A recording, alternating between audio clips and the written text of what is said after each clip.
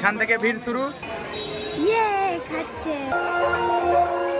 Shivganga 9.5 kilometre, বাবা মন্দির 9.5 kilometre. এই যে বাঁকে দেখো, এখানে মা কালী আছে, এই যে দেখো।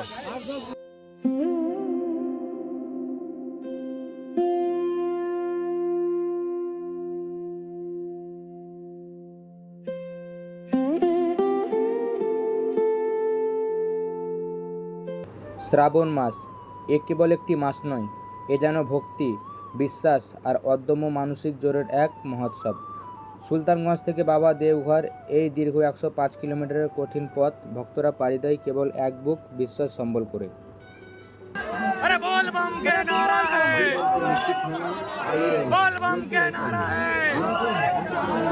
একটু খেয়াল করে দেখুন, ছোট ছোট অবুঝ শিশুরা কীভাবে আনন্দের সঙ্গে এগিয়ে চলেছে। আবার কেউ বা নিজের শারীরিক ক্ষমতা হারিয়েও এক পা করে কিংবা দণ্ডি কাটতে কাটতে অসীম কষ্টে এগিয়ে যাচ্ছে বাবার চরণে জল ঢালবে বলে। এই পথ কষ্ট শেখায় না, শেখায় ভক্তির প্রকৃতি অর্থ। সত্যিই বিশ্বাসের কাছে সব শারীরিক প্রতিবন্ধতা যে কতটুকু তুচ্ছ, তাই শ্রাবণী মেলায় না আসলে হয়তো জানতেই পারতাম না। নমস্কার সকলকে, আমি বাপ্পা। আর আজকের জার্নিটা শুরু করছি আমরা এই আজিমগঞ্জ জংশন রেলওয়ে স্টেশন থেকে। অ্যাকচুয়ালি আমাদের জার্নিটা শুরু হয়েছে সেই নৈহাটি রেলওয়ে স্টেশন থেকে, কিন্তু তাড়াহুড়োর মাঝে ট্রেন ধরার কারণে আমরা কোনো রকম ভিডিও করতে পারিনি। অবশেষে আমরা জিয়াগঞ্জে গিয়ে কোনো রকমভাবে টোটোতে করে নিমতলা ফেরিঘাট গেলাম। সেখান থেকে গঙ্গাঘাট পেরিয়ে আমরা তারপরে এলাম আজিমগঞ্জ জংশন রেলওয়ে স্টেশনে। কিন্তু এখানে আসার পরে 1:05 যে হাটে বাজারে এক্সপ্রেস ট্রেনটি ছিল সেটি আমরা ধরার অত্যন্ত প্রয়াস করলাম, কিন্তু কোনো রকমভাবে সেটিতে আমরা সফল হতে পারলাম না। গার্ড স্যারকে বললাম, স্যার ট্রেনটা একটু স্লো করুন, কিন্তু স্যার কোনোভাবে আমাদের কথার রেসপন্স দিল না এবং ট্রেনটি চলে গেল। যার কারণে আমাদেরকে এখন 13189 বালুরঘাট এক্সপ্রেস ট্রেনটি এখন ধরতে হবে।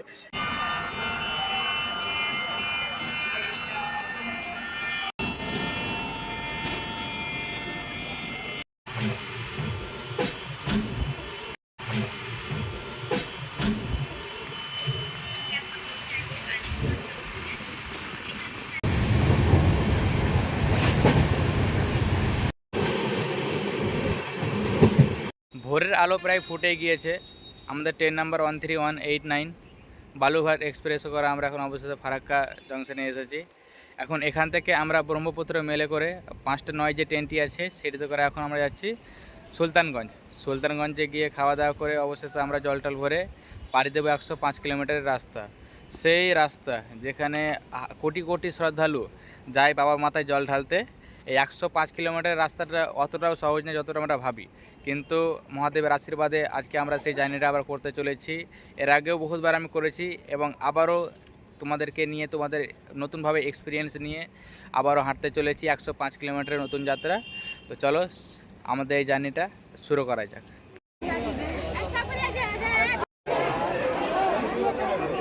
তো বিষয়টা হচ্ছে, যখন ফারাক্কা থেকে আমরা ব্রহ্মপুত্র মেল ট্রেনটি যখন ধরেছিলাম, তো ট্রেনে অতিরিক্ত ভিড়।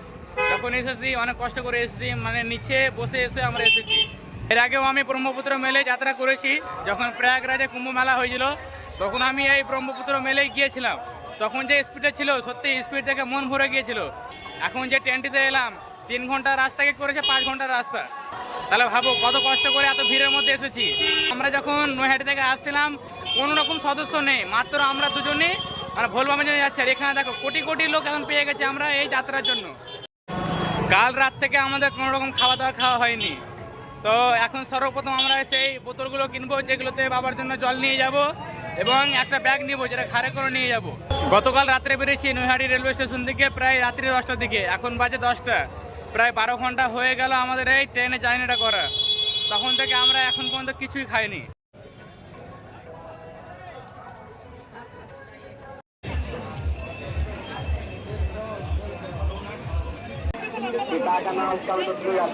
हर हर गंगे, हर हर महादेव, जय माता पार्वती की।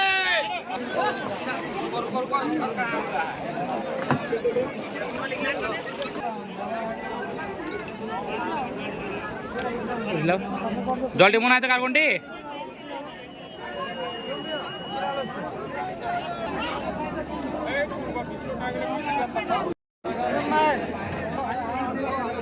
আমাদের জল অভিষেক করা হয়ে গিয়েছে এবং আমরা এই যে হাঁটতে শুরু করলাম। আজকে কতটা পথ হাঁটবো সেটা তোমরা অবশ্যই জানতে পারবে। তার আগে তোমাদের দেখাই যে সুলতানগঞ্জের মেলাটা কিরকম হয়েছে সেটা তোমাদেরকে আগে দেখাই।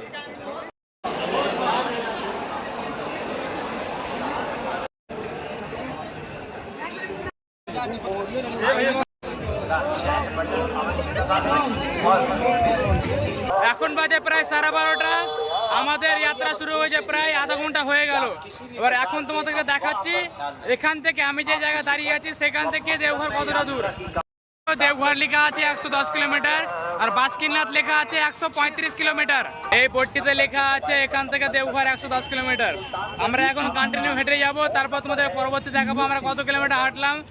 এখন প্রায় 12:30 বাজছে, এখনো আনুমানিক প্রায় 5টা পর্যন্ত হাঁটবো, তারপর তোমাদের দেখাবো আমরা যে জায়গায় থামবো সেখান থেকে দেওঘর আর কতটা দূর।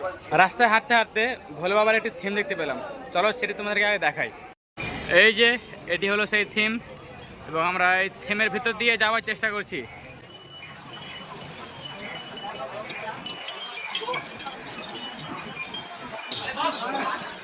এই জায়গাটাকে একটি ট্যানেলের মতো করেছে, মানে যেমন একটি গুফা হয় সেরকম করা হয়েছে। তো দেখতে খুব সুন্দরই লাগলো। আর ভেতরে দেখো মনে হচ্ছে অরিজিনাল পাথর দিয়ে তৈরি করা হয়েছে। এটা ধরো বাঁশের ওপর বা পাটখড়ির ওপরে যেটা চট থাকে তার উপরে মাটি লেপে পাহাড়ের মতো করা হয়েছে। সত্যি দেখতে খুব সুন্দর লাগলো। আজকে প্রথম দিন আমাদের যাত্রা শুরু হয়েছে সেই সুলতানগঞ্জ থেকে, আর এখন পর্যন্ত প্রায় 25 কিলোমিটারের বেশি আমরা হেঁটে ফেলেছি। এখন বাজে প্রায় 2:15 কাছাকাছি। এখন আমরা হেঁটেই চলেছি। এখন দেখা যায় কখন খাই কখন স্নান করি দেখার নেই এখন কিছু। এখন যে এনার্জিটা আছে সেই এনার্জিটা কাজে লাগিয়ে এখন আমরা হেঁটে চলেছি। এখন দেখি কতক্ষণ হাঁটা যায়। এই জায়গা থেকে প্রায় বাবা বৈদ্যনাথ ধাম প্রায় 80 কিলোমিটারের মতো। তো দেখা যাক আর কদিন লাগে যেতে এখান থেকে। আমরা প্রায় 5 কিলোমিটার 6 কিলোমিটার হাঁটছি, দিয়ে 2-3 মিনিটের জন্য রেস্ট করছি, যার কারণে পায়ের ওপর অতটা প্রেশার পড়ছে না।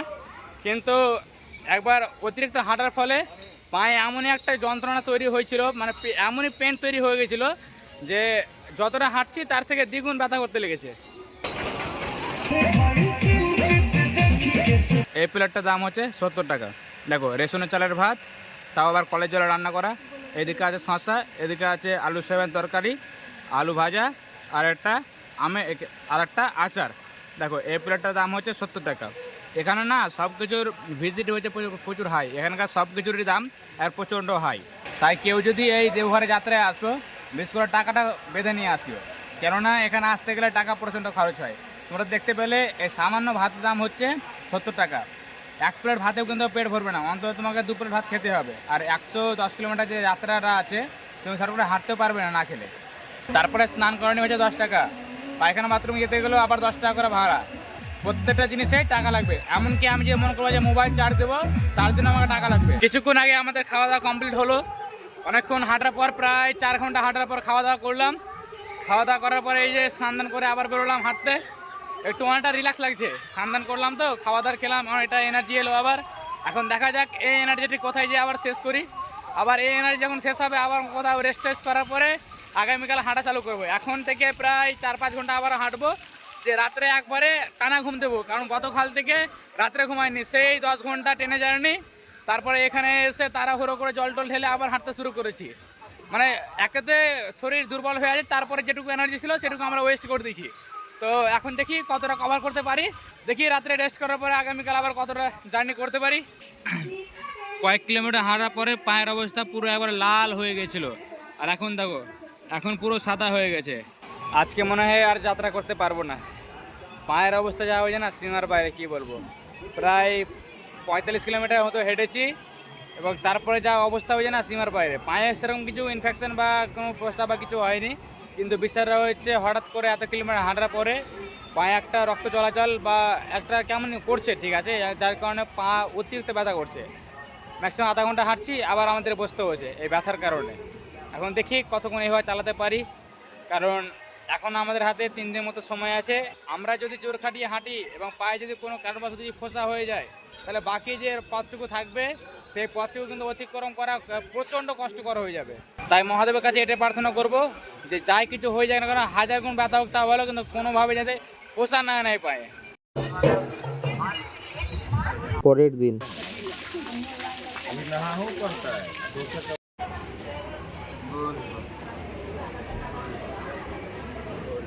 যে আমরা এই জায়গাতে রাত্রে ঘুমিয়েছিলাম, এই যে দেখতে পাচ্ছ যেভাবে সবাই ঘুমিয়ে আছে সেইভাবে আমরা একটা পলিথিনের উপরে ঘুমিয়েছিলাম।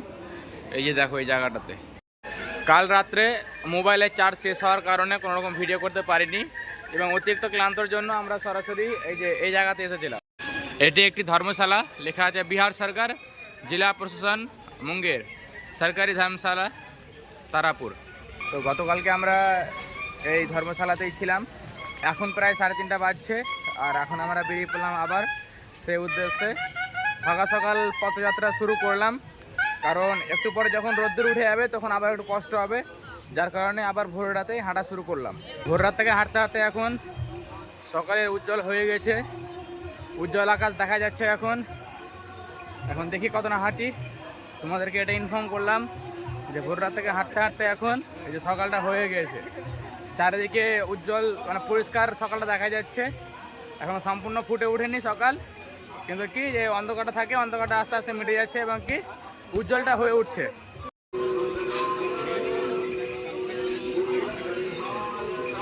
ভক্তি থাকলে কি না সম্ভব। চলো তোমাদেরকে একটা জিনিস দেখাচ্ছি, কত ভারী জিনিস নিয়ে মহাদেবের সেই বাঘকে নিয়ে যাচ্ছে কয়েকটা ভাই বন্ধু। তোমাদের দেখাচ্ছি কত কষ্ট করে সেই বাঘটাকে তারা নিয়ে যাচ্ছে। এটাকে বলে আসল ভক্তি, একেই বলে হয়তো আসল ভক্তি। দেখো কত কষ্ট করে এরা কাঁধে এত বড় বাঘ নিয়ে যাচ্ছে বাবার মাথায় জল ঢালতে, হয়তো এটাই আসল ভক্তি। আমাদের এমনি নর্মালি হাঁটতে অবস্থা খারাপ হয়ে যাচ্ছে, আর এতে দেখো কত কষ্ট করে নিয়ে যাচ্ছে। তবু এরা আছে 10-12 জন মতো আছে, সবাই একসঙ্গে মিলেমিশে নিয়ে যাচ্ছে। দেখে খুব সুন্দর লাগলো যে আমাদের এই দেওঘরেও কেউ এরকম বাঘ নিয়ে আসে। এসব দৃশ্য দেখা যায় বেশিরভাগ তোমার তারকেশ্বরে, তো এরকম দেখা গেল আমাদের এই দেওঘরে প্রথমবার আমি দেখলাম এটাকে।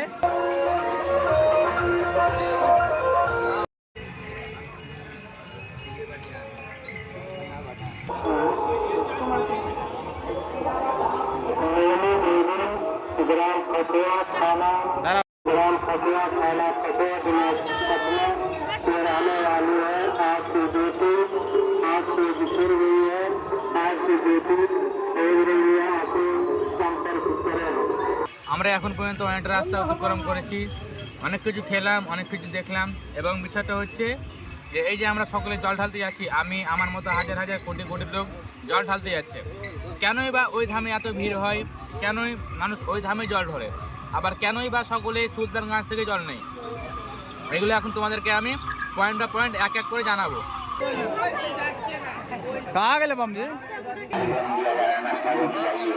বন্ধুরা, ফাইনালি আমরা চলে এসেছি সেই কুমারসাও বা চন্দন নদীতে। দেখো কতটা বন্ধ জল,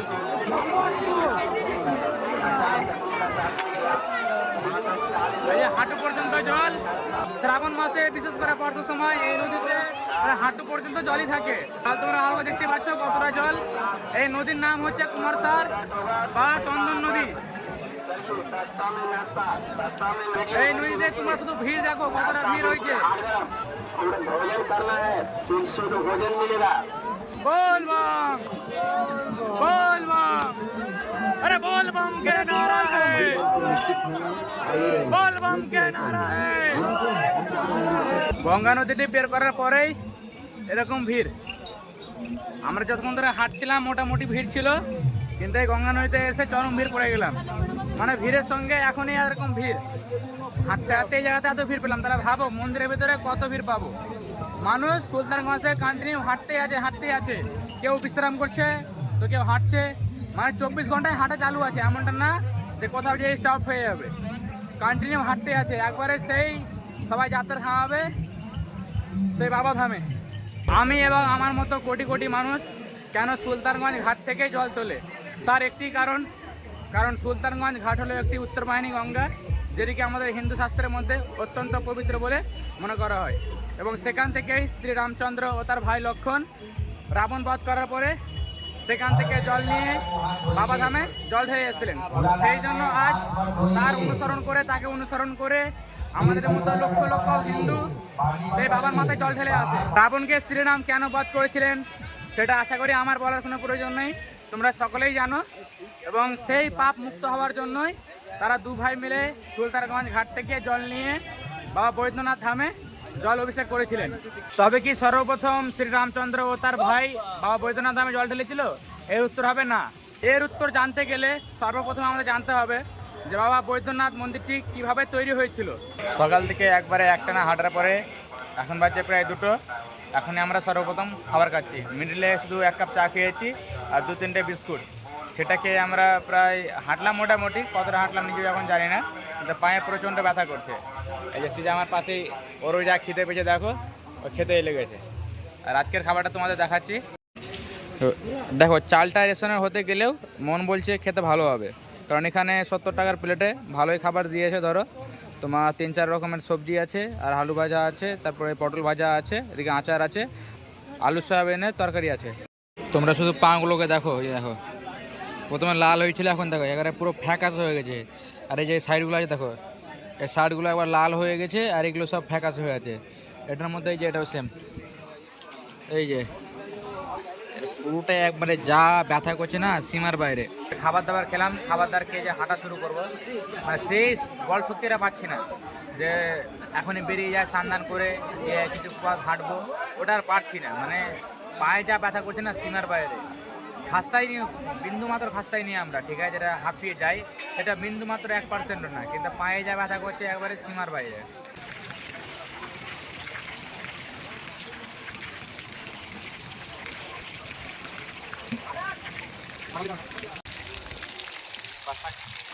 এমনিতে এতটা পথ হাঁটতে অবস্থা খারাপ হয়ে গেছে।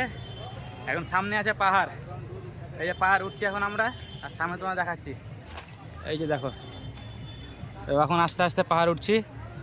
এখন তো কেবল শুরু, পাহাড়টা আরও বড় আছে, দেখে ছোট মনে হচ্ছে, এখন দেখো কতটা উঠতে হয়। এই পাহাড়টা এমনই আছে, কিছুটা রাস্তা উপরে উঠবো, আবার কিছুটা রাস্তা নিচে, এইভাবে এই পাহাড়টাকে অতিক্রম করতে হবে। তারপরে আসবে সেই সুইয়া পাহাড়। এই পাহাড়টা পেরোতে গেলেই আসবে সুইয়া পাহাড়, এবং পাহাড়টা পেরোনোর পরে দেখাবো তোমাদের কত সুন্দর দৃশ্য, একটা প্রাকৃতিক দৃশ্য আছে, সেটা তোমাদের দেখাবো।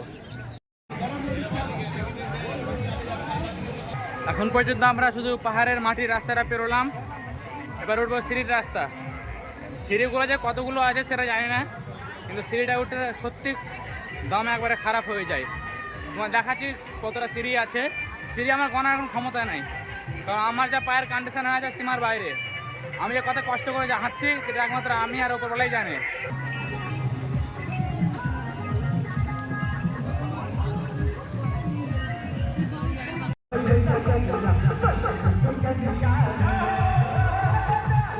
এই যে শুরু হলো সিঁড়ির রাস্তা, এই যে প্রথম সিঁড়িতে পা দিলাম,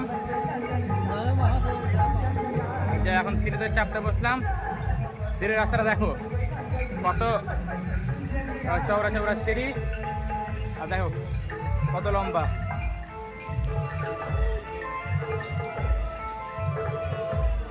সকাল থেকে প্রায় এটা নিয়ে 6টা বোতল কেনা হয়ে গেল, কোথাও 25 টাকা, কোথাও 20 টাকা। এখন থেকে প্রায় 150 টাকার মতো শুধু সকাল থেকে জলই কেনা হয়ে গেল। জল এতটা পিপাসা পেয়েছে যে সীমার বাইরে, জল খাচ্ছি, বোতল ফেলছি, আবার জল কিনতে হয়েছে।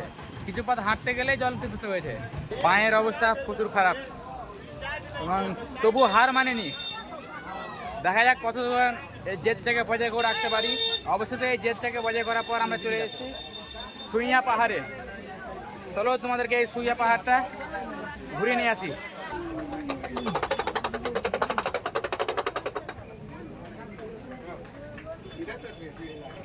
শ্রীরামচন্দ্র ও তার ভাই যখন বাবা বৈদ্যনাথ ধামে জল ঢালতে গিয়েছিল, তখন এই পর্বতে একদিন বিশ্রাম নিয়েছিলেন।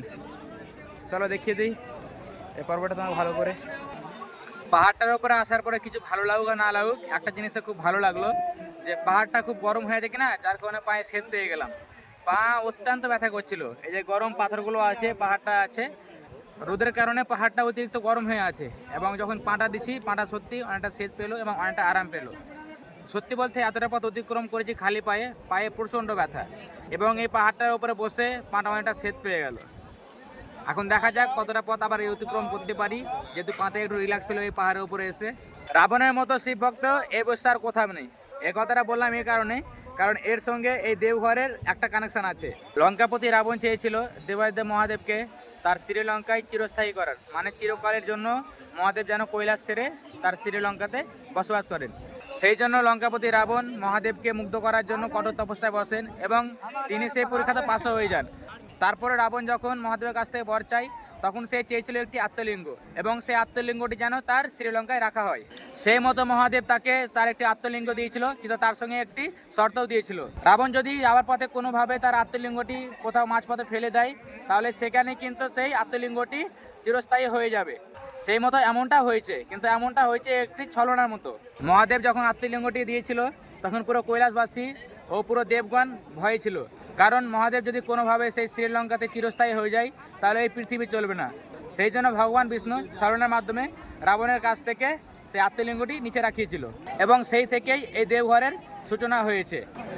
আত্মলিঙ্গটি যখন মাটিতে ঠেকে গিয়েছিল, রাবণ শত চেষ্টার পরেও সেই আত্মলিঙ্গটি তুলতে পারেনি। অবশেষে রাবণ যখন তার ভুলটি বুঝতে পারলো যে মহাদেবকে তার শ্রীলঙ্কায় রাখাটাই একটি ভুল হবে, তখন সে নিজে সর্বপ্রথম সেই শিবলিঙ্গে জল ঢেলেছিলেন। কিন্তু এখানেও একটা প্রশ্ন থেকে যায়। এক কথায় যদি আমরা বলি, তবে এই মন্দিরটি শ্রী রাবণে বানিয়েছেন, কিন্তু এই মন্দিরের নাম তাহলে বৈদ্যনাথ ধাম কেন রাখা হলো? পাহাড়ে প্রায় আধা ঘন্টা থাকার পরে আমরা এখন নিচে যাচ্ছি। নিচ থেকে আবার পথ অতিক্রম করব, হাঁটা চালু করব। का कभी मौका नहीं मिलेगा।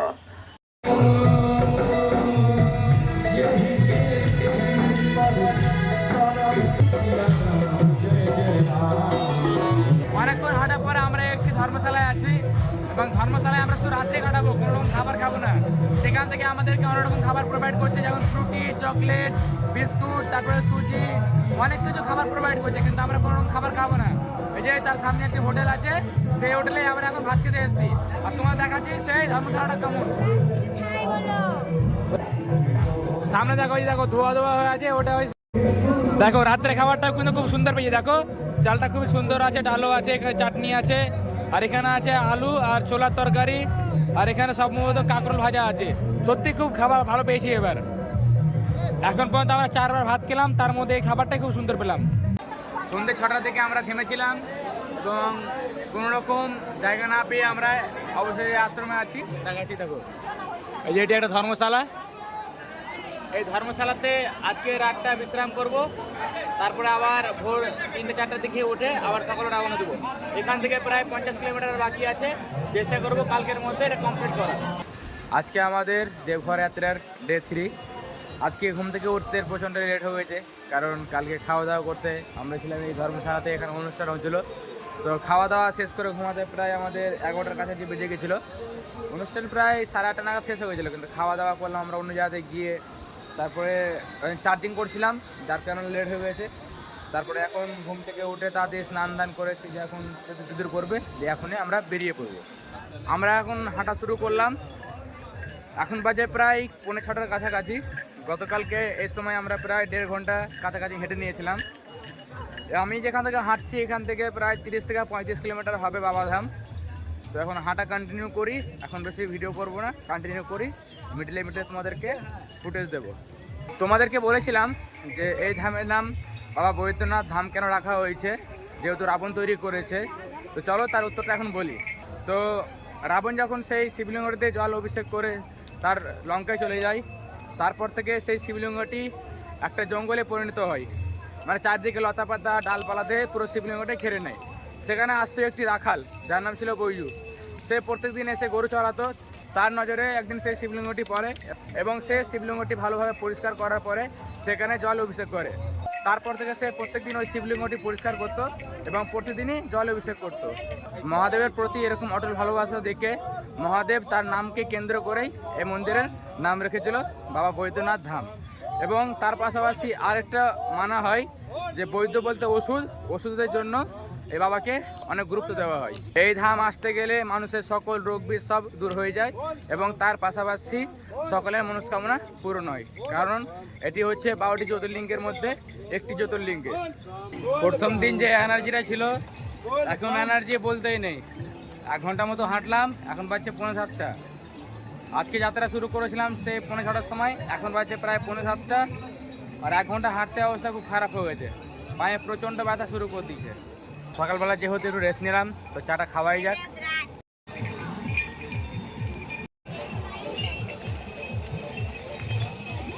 সকালে চা খাওয়া কমপ্লিট হলো, আর কিছুক্ষণ রেস্টও নেওয়া হয়ে গেল। এখন বেরিয়ে পেলাম আবারও সেই গন্তব্যের দিকে।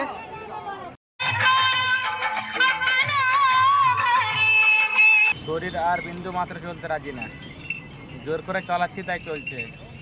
5 মিনিট 10 মিনিট হাঁটছি, আবার বসতে হচ্ছে, কারণ পায়ের কন্ডিশন এমন হয়ে যায় না সীমার বাইরে। ম্যাক্সিমাম 100 মিটার হাঁটছি, আবার পায়ের তীব্র যন্ত্রণা শুরু হয়ে যাচ্ছে। আমি যেখানে আছি এখান থেকে প্রায় 25 কিলোমিটার দূর আছে বাবাধাম, কিন্তু এই 25 কিলোমিটার কভার করতে অবস্থা খারাপ হয়ে যাচ্ছে। সকাল থেকে হাঁটার পরে দুপুরে কিছু খাবার খেলাম, কিন্তু বিষয়টা হচ্ছে খাবারটা এতটাই বাজে ছিল যে তোমাদের দেখাতে পারলাম, কারণ প্লেট নিল 80, এবার খাবারটা যেরকম ছিল কিনা তোমার দেখাতে নিজেকে লজ্জা লাগছিল, যে একটা নাম খারাপ মতো হয়ে যাবে যে বাবা থামে আসছে, বাবা থামে এসে এরকম এরকম ধরনের, বাবা থামে এসে এরকম ধরনের খাবার পাওয়া গেছে, একটা খারাপ নেগেটিভিটি তৈরি হবে। মানে যে আলু ভাজাগুলো হয়, আলু ভাজা দিয়ে পরিপূর্ণ কাঁচা, মানে খাওয়াই যায়নি। তারপর ডালও আছে, অর্ধেক সেদ্ধ অর্ধেক হয়েছে এরকম। আর চালের কথা কিছু বলিও না, এবার রেশনের চাল, আর তাও এবার পুরো কালো হয়ে আছে, সেটাই আবার 80 টাকা। আমার প্রায় এখন পর্যন্ত প্রায় 4 জায়গাতে ভাত খেলাম, তো কাল রাত্রে যেখানে খাবার খেয়েছিলাম ওটাই সব থেকে বেস্ট। দামও কমফোর্টেবল আছে, 70 টাকা করে নিল। 70 টাকা হিসাবে খাবারটা খুব ভালোই পেয়েছিলাম, যেহেতু এদিকে একটা জার্নিতে এসেছি আর যাত্রাতে এসেছি। এখান থেকে প্রায় আর 20 কিলোমিটার মতো দূর আছে বাবাধাম। পায়ের যা অবস্থা সীমার বাইরে, স্নান করছি তবুও পায়ে ব্যথা করছে, একটু রেস্ট করছি তবুও পায়ে ব্যথা করছে, এমন সিচুয়েশন হয়ে আছে। আর এখন হাঁটছি কীভাবে জানো? 10 মিনিট হাঁটছি তো 5 মিনিট বসছি, এভাবে হাঁটতে হচ্ছে, কারণ পায়ের কন্ডিশন প্রচণ্ড খারাপ হয়ে গেছে। 105 কিলোমিটার বলে এমনি মানুষে, কিন্তু 105 কিলোমিটার বেশি হবে এই জার্নিটা। ভেবে দেখো, খালি পায়ে, আমাদের তো হ্যাবিট নেই, খালি পায়ে সুলতানগঞ্জ থেকে বাবাধাম প্রায় 105 কিলোমিটারই ধরছি। 105 কিলোমিটার হাঁটা কি পসিবল? তবুও দেখো হাজার হাজার কোটি কোটি লক্ষ লক্ষ মানুষ বাবাধামে এইভাবেই যাচ্ছে। গতকালকে জলের বোতল প্রায় 6 থেকে 7টি মতো কিনেছিলাম, এবং আজকে কিনলাম 3টি। তার কারণ আজকে দিনটা একটু মেঘলা মেঘলা হয়ে আছে, তবুও জল পিপাসা খুবই পাচ্ছে, যেহেতু হাঁটছি না সেই জন্য জল পিপাসাটা একটু বেশি পাচ্ছে। আর আরেকটা কথা কি, তোমরা যে মনে করো যে ফ্রিতে যাত্রা করবো, সেটা হবে, কেননা রাস্তায় অনেক ধর্মশালা আছে, রাস্তায় অনেক কিছু খাবার দেয়, যারা খেতে ইচ্ছুক তারা খেয়ে দিয়ে যাত্রা করতে পারবে। কিন্তু আমরা ধরো ধর্মশালার কোনো জিনিস খাই না, শুধু হ্যাঁ রাত্রেবেলায় ধর্মশালাতে ঘুমাই, এবং যারা ধরো খাওয়া তারা খাই, কিন্তু আমরা খাই না ধর্মশালাতে। তো কেউ যদি মনে করে যে আমি ফ্রিতে এই যাত্রাটা করব, সে করতে পারবে, কেননা ধর্মশালা আছে, ধর্মশালাতে অ্যাভেলেবেল খাবার পাওয়া যায়। আর এখানে 2-1টা ধর্মশালা না, হাজার হাজার ধর্মশালা আছে, এবং তার পাশাপাশি রাস্তায় অনেক ক্যাম্প আছে, ফ্রিতে ওষুধ দেয়, তারপরে ধরো খাবার দাবারও অনেক কিছু ফ্রিতে দেয়, শরবত দেয়, লাড্ডু দেয়, মিষ্টি দেয়, অনেক খাবার দেয় রাস্তাঘাটে। দুপুরে এসে ভাত খেয়ে চলা শুরু করেছি, পা ব্যথার জন্য মিটে যায়, অনেকবার থেমেছি, কিন্তু সেই সময় কোনো রকম ভিড় পাইনি। এখন ভিড় দেখো,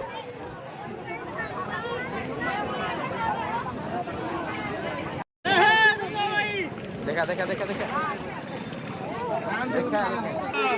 এর আগে হাঁটু পর্যন্ত একটি নদী পেরিয়েছি, এবার হাঁটু পর্যন্ত জলের একটি নদী। নদীর চারিপাশে দেখো, নদীর মধ্যে কতগুলো দোকান। এই যে দেখো আনারসের দোকান, এদিকে আছে ভুট্টার দোকান, এদিকে আরো রোল চাউমিন, কিন্তু সবই কিন্তু নিরামিষ, কোনো রকম আমিষ নাই। আর এদিকেও দেখো, এদিকেও আছে খাবারের দোকান। এই যে এইখানে যতগুলো খাবারের দোকান আছে সবই নিরামিষ, কোনো আমিষের কোনো গল্প নাই।